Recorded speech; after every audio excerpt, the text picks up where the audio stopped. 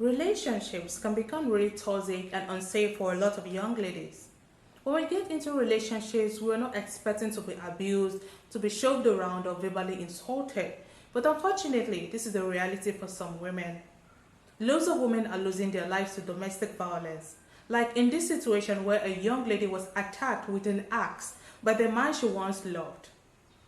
If you're seeing me for the first time, my name is Annie and I post true crime cases here on my channel, so do subscribe if you love this kind of content. For this case, we shall be returning back to South Africa. This is the case of Naledi PHANGINDAWO.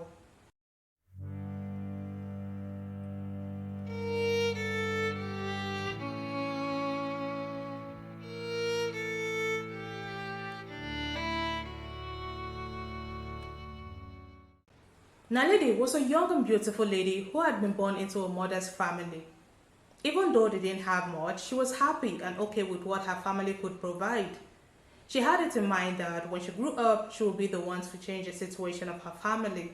Naledi was described by people who knew her as somebody who had a very bubbly personality and she lived life to the fullest. As a young girl, she contested for and won the Miss Nkwanukaba crown, and this would propel her into a modeling career that would kickstart her journey into actualizing her dreams.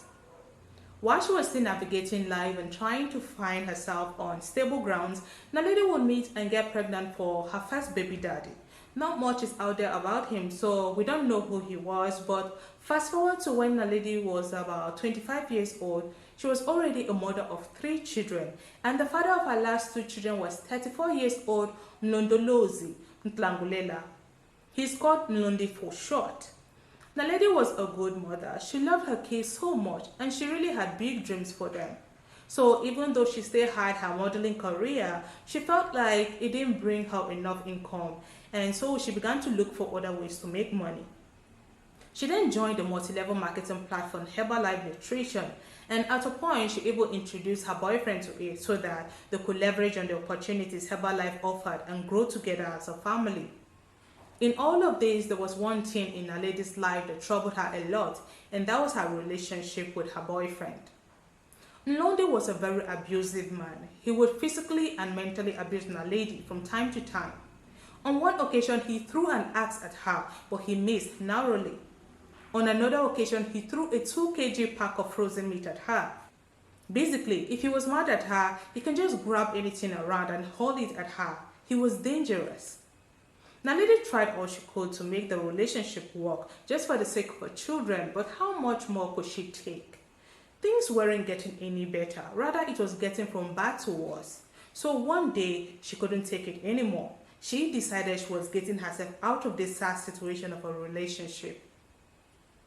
She told Nlondi she was leaving him. He looks at her and says there was no way in hell he was letting that happen. According to her friends, despite all his threats, she was adamant on leaving him and starting over again, a new life for herself and her kids, like she had always dreamt of. So she started planning for her future without Nlondi gradually, thinking of how life would be for her as a single mother of 3 who were 2, 4, and 6 years old at the time. In the meantime, she was still enduring the beatings, the pushing around, and the verbal abuse until all her plans came to focus.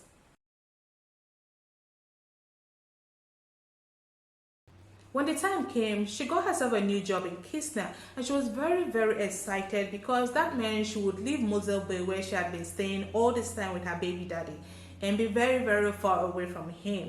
So to be totally free of him, she went to the court and got a protection order against him so that he wouldn't come anywhere close to her. Finally, she was free and independent. Well, so she thought. While Naledi relocated to Kisna, and this man Nlondi would still not stop harassing her. He didn't give a crap about the protection order that was in place. He went to her to talk her into getting back with him, but she told him off. She didn't want to have anything to do with him anymore. This man had tormented her for so many years and she just wanted out. In the process, they got into an altercation and Nlondi beat Naledi on her chin and broke her finger. She was really scared of him, no doubt, especially now that she was sure there was no stopping him no matter how far away from him she lived. Naledi got treated for her injuries, and for a bit, Nlondi didn't contact her, so she thought finally he had accepted that they were never getting back together.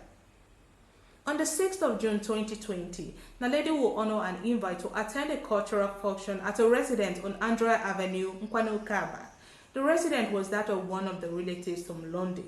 Typically, she wouldn't have attended that event, but she had a separate relationship with his family members and relatives that she met in the course of their relationship. Besides this, there was this person who had begged to be driven by Naledi somewhere after the event.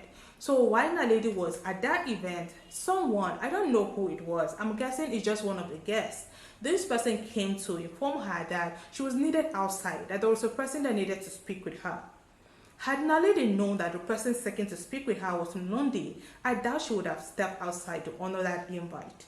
She didn't know, so she left the house and went outside. According to eyewitnesses, immediately she made it outside, Naledi pounced on her without warning. He attacked her with an axe and a sharp kitchen utensil.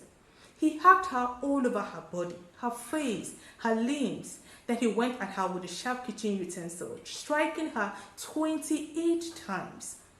Naledi didn't stand a chance against him. After he was done with her, he then moved over to her car and smashed the windows. People were there, they saw all this go down, but everybody was scared to come close. They just stood and screamed while the poor girl was being attacked. After the attack, Naledi fled the scene and disappeared between houses before the police arrived. Naledi was taken to Amos Bay Hospital, but unfortunately, she was declared DOA. The very next day, being the 7th of June, news of the incident had spread like wildfire and South Africans were angry. News like this of men harming women were becoming too frequent and people wanted it to stop already.